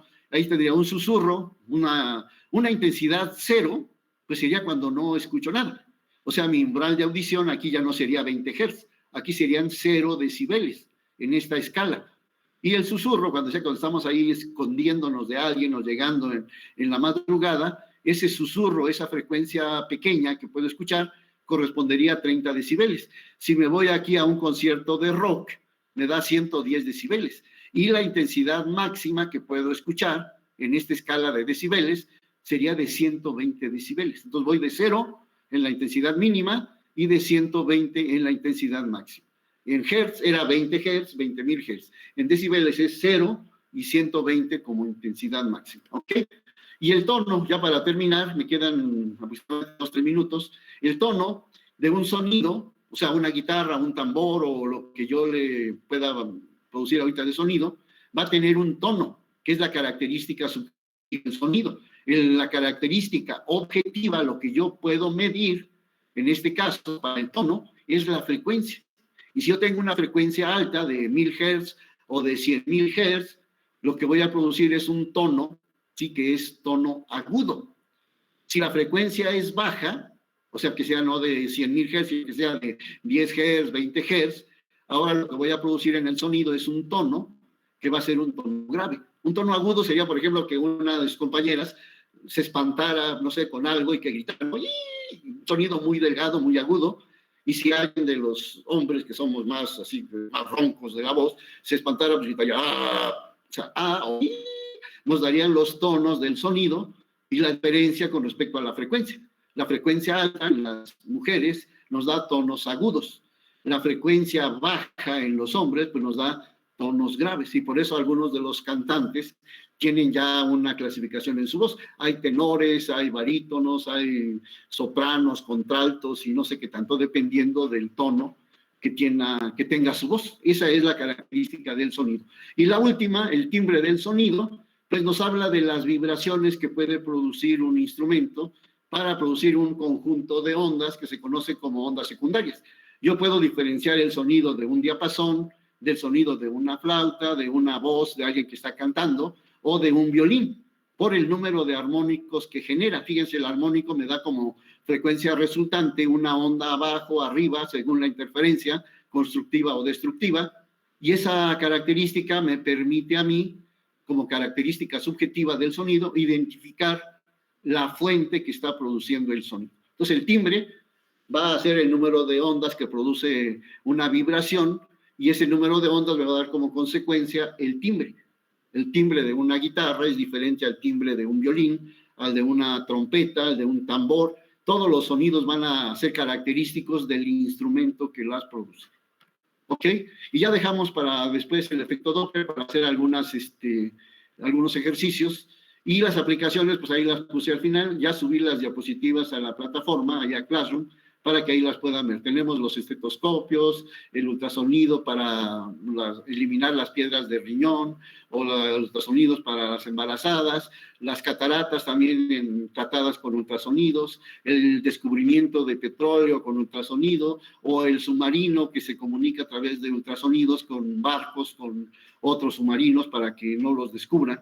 En fin, todo eso es una aplicación del sonido en sí. ¿Ok? Pues ahí le dejamos por el día de hoy. Gracias.